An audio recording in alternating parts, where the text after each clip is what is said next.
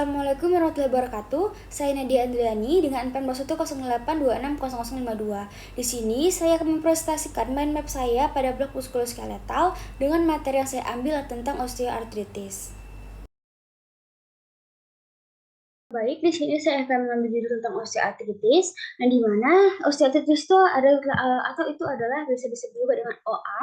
Nah, itu adalah suatu penyakit sendi yang bersifat dengan kronik dan juga progresif, yang ditandai dengan adanya degenerasi tulang rawan di dalam sendinya. Nah, hal ini tuh adalah suatu bentuk artritis yang paling umum dan sering terjadi pada usia yang lebih tua. Nah, meskipun lebih tua, tapi usia muda juga menjadi faktor resikonya karena akibat dari cedera ataupun faktor resiko tertentu. Nah, osteoartritis ini dia tuh terjadi ketika tulang rawan yang melapisi ujung tulang dapat di dalam sendi mengalami kerusakan dan kehilangan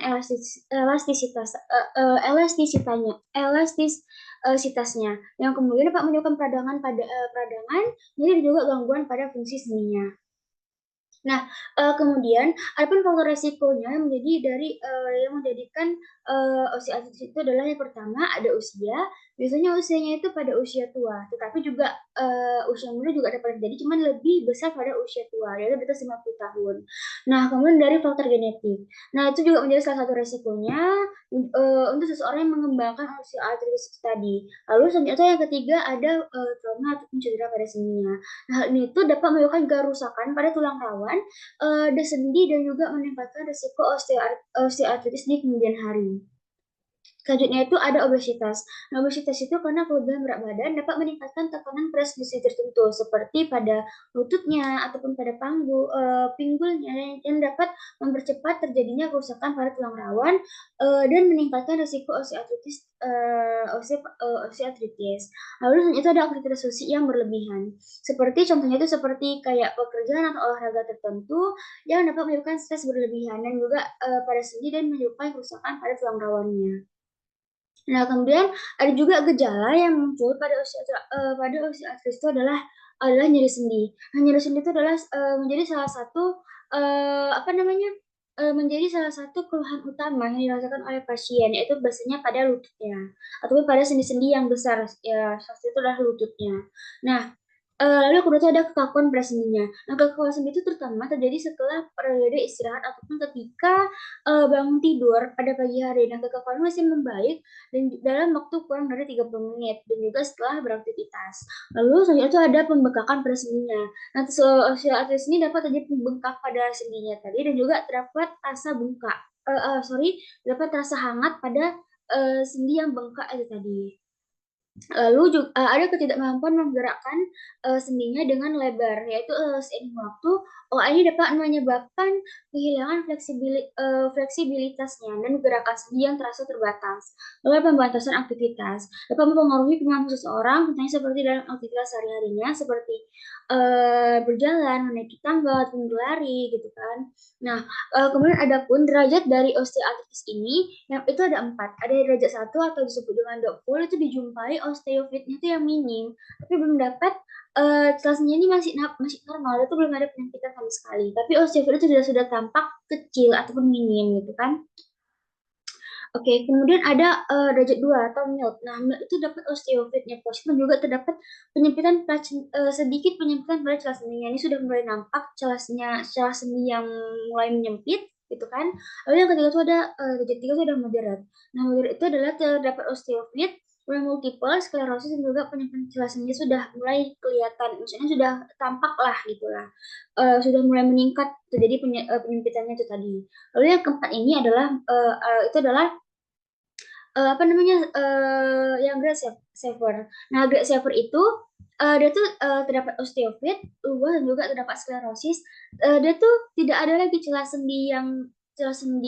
Jadi dia disebut juga dengan kissing bone. Itu udah nggak ada lagi penyempitan celah sendi, tapi udah bener-bener gimana ya, udah nggak ada lagi celah sendinya yang tersisa. Jadi itu udah bener-bener nyempit, karena udah mulai bergabung dia, udah mulai tersentuh antara, si sendi yang atas sama sendi yang bawah gitu. Nah, oke. Selanjutnya, penegakan diagnosa. Nah, diagnosa ini dapat dilakukan yang pertama dari anamnesis. Dari anamnesis itu dijumpai gejala-gejala yang timbul pada OA ini tadi. Nah, lalu juga ada pemeriksaan fisik dilakukan, biasanya itu dilakukan, tanpa, terdapat, look-nya itu ada bengkak gitu kan, ada bengkak, terus juga kemerahan. Nah, pada saat di-feel, look film itu di-feel ataupun dipalpasi terdapat rasa hangat pada lututnya atau pada sendinya jika keluhannya di, sendinya gitu.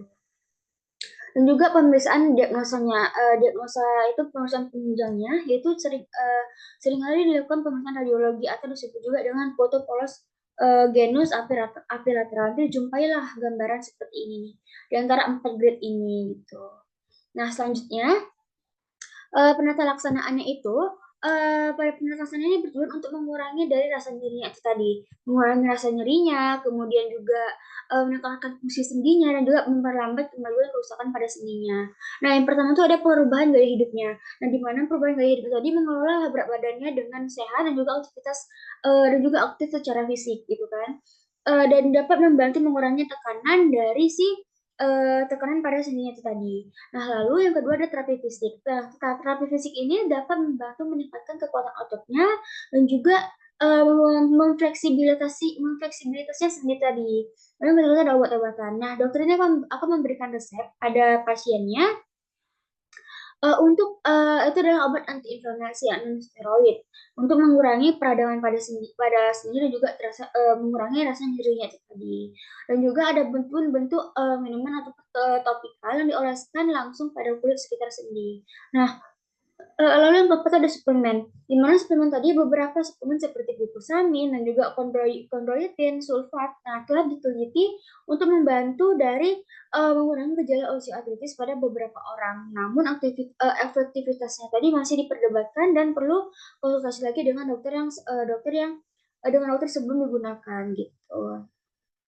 Nah, adapun intervensi bedah. Nah, intervensi bedah ini untuk apa, untuk intervensi bedahnya ini jika OA-nya ini parah dan tidak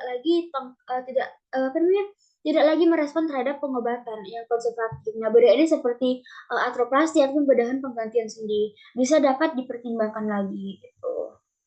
Jadi adapun pencegahan dari si osteoartritis ini tadi, tidak adanya cara pasti untuk mencegah osteoartritis, namun menjagalah berat badan yang sehat, melakukan aktivitas fisik yang tepat, dan juga menghindari cedera sendi, dapat membantu mengurangi dari resiko yang terdapat pada si osteoartritis ini tadi.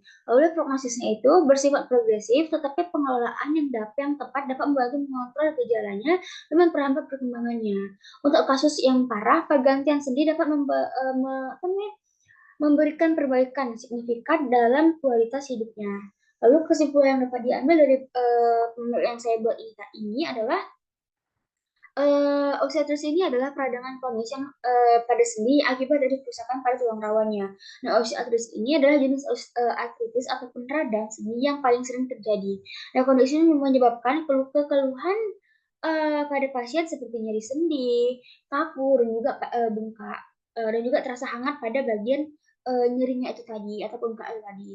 Nah, lalu dapat osteoartritis ini yang tidak tertangani dapat menimbulkan nyeri dan rasa tidak nyaman yang makin hebat. Nah, kondisi ini memicu keluhan ataupun gangguan kesehatan seperti gangguan tidur, kecemasan, juga gangguan depresi. Lalu terdapat juga, osteonecrosis ataupun avascular necrosis, lalu infeksi pada sendi dan juga saraf terjepit atau hernia nukleus pulposus atau HNP. Nah, mungkin sekian aja presentasi dari mentor saya ini. Nah, berikut adalah referensi yang saya gunakan. Sekian penjelasan Meneps yang sudah saya sampaikan. Jika ada salah mohon dimaafkan. Terima kasih. Wassalamualaikum warahmatullahi wabarakatuh.